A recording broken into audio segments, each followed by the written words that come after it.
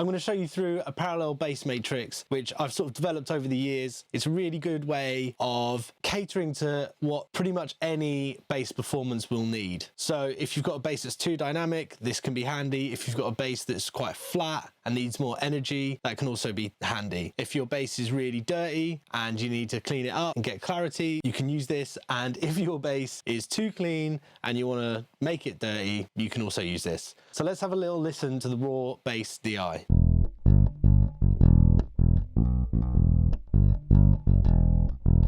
The bass from a track I'm doing for a band called Mofki, and they recorded that at Tunbridge Wells Forum recording studio. The engineers there are great. So let's talk through the routing. And the routing is coming out of bus 1, going into the mid-range, the SansAmp and the saturation channels. It's being sent out of bus 1 pre-fader. So if I change the fader volume of the original bass DI, it won't affect the volume it goes into these 3 channels. Then these 3 channels and the original bass DI are being sent post fader to this compression bus. And what that means is if I change those volumes, less of it will be sent to the parallel compression. Then all of these channels get summed to a track stack and sent to the stereo output. So let's dial in the first one. This one I end up using on basically every mix ever. So I'm going to unmute this, and we can listen to it in solo because it's on pre-fader, and we'll dial in the sound without listening to the clean DI.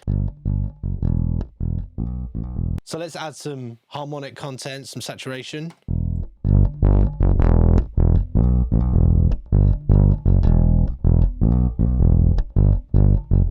There seems good. It's starting to saturate. It's starting to sound a little bit distorted, but not too farty. And let's clean up the low end, clean up the top end, so it's just saturating the mid-range.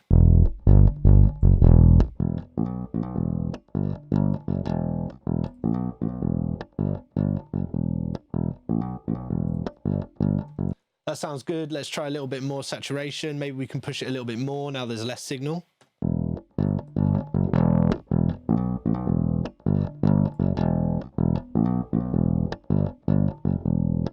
Sounds good. Let's do a before and after.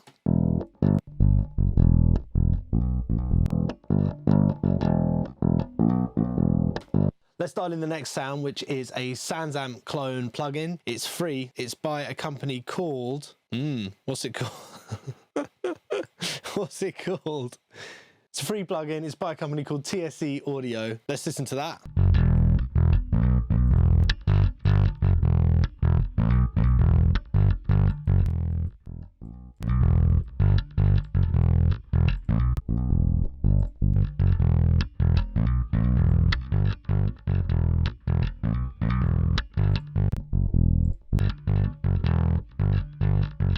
Yeah, I think that sounds good. We're not looking to get it perfect. Just as ever, make it a little bit better, move on, come back, make it a little bit better later. Now, saturation, we've got 2 colors loaded up here. We've got a Neve type and an API type. This is by Kush Audio. Really, really lovely saturation on these. So let's look for some like mid-range squelch.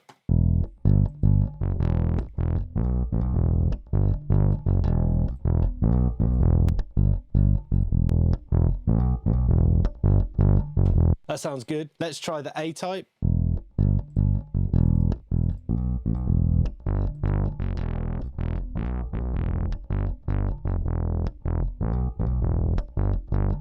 Not sure about that. I'm liking the way it saturates the top end, but not the bottom. So let's put on the first type and we'll use both. So they're both happening now.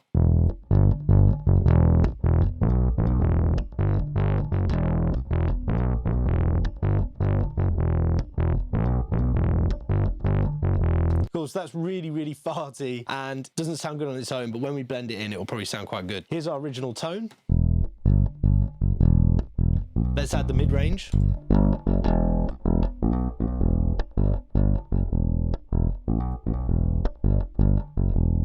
Take it out, put it back in again.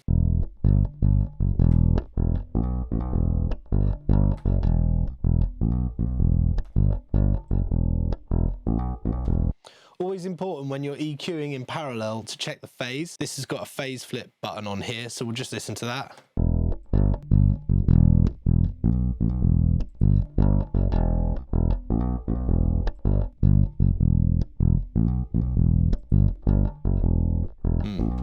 That's tricky to hear. It sounds like the low end is more in phase when it's flipped, but the top end goes away. So it kind of defeats the point of adding it in. We'll have to play around with that a little bit longer. Let's have a little.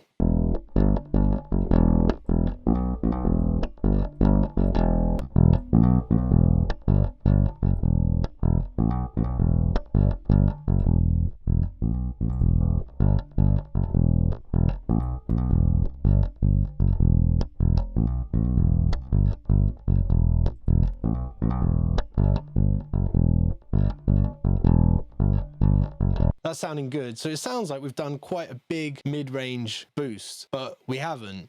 We've just created a more compressed, kind of more consistent top end to the bass and added it in. Let's add the amp sound.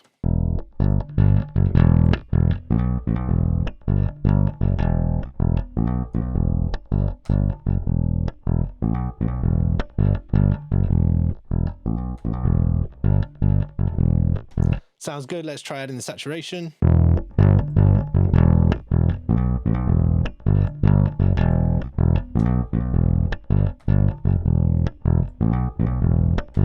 Cool. So all of those together have really colored the sound, and it might sound quite dirty and it might sound quite saturated, but once you start putting guitars, drums and everything else in the mix, that saturation is going to get eaten up, and this is really going to help it stick out of the mix.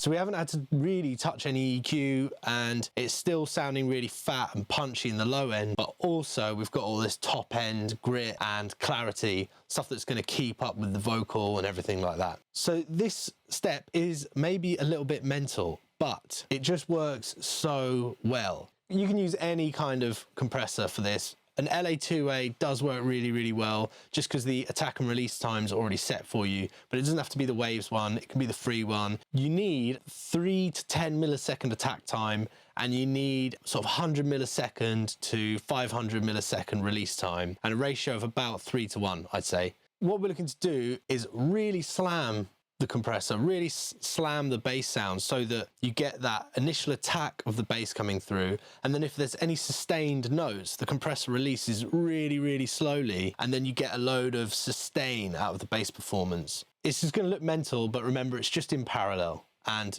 trust me, it works.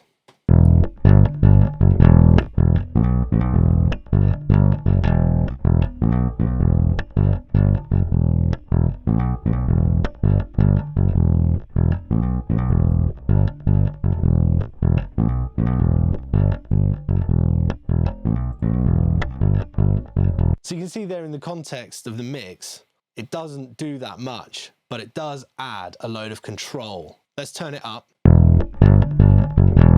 and then let's mix a little bit of it in.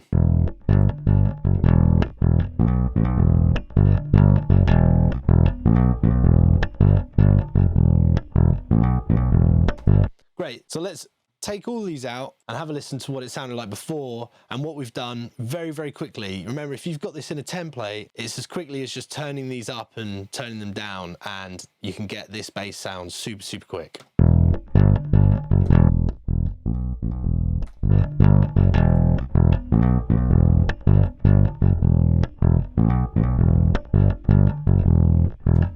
So I would consider that my starting point now for my bass tone. I would do this normally whilst listening in the context of a mix, but so that it's clear on the screen, I've done this in a separate session. But let's have a little look at now controlling this overall bass tone and look at how little processing it's going to take just to make it sound really good.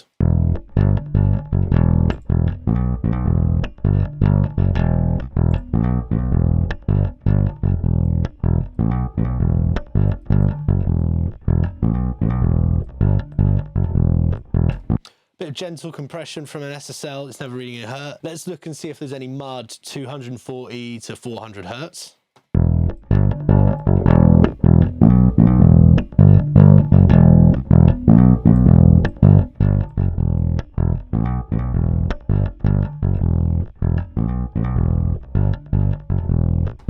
That sounds good. Maybe we can get some more articulation out of the mid-range. For this, I might actually use a different plugin. there is a really good one by Softube called CEQ. What I really like about this plugin is it's got basically 3 different options for boosting your mid-range. You can choose between all of these on here, but for me, 1.5, 1K or 0.7 always works. So I just put it on full and then pick one.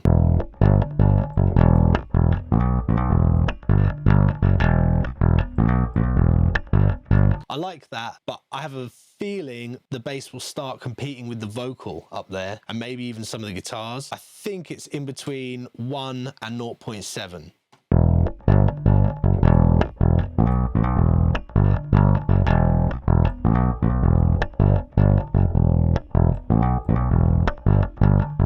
I think I prefer 1K. So now we can reset the amount of gain we've added and just dial it in to our taste.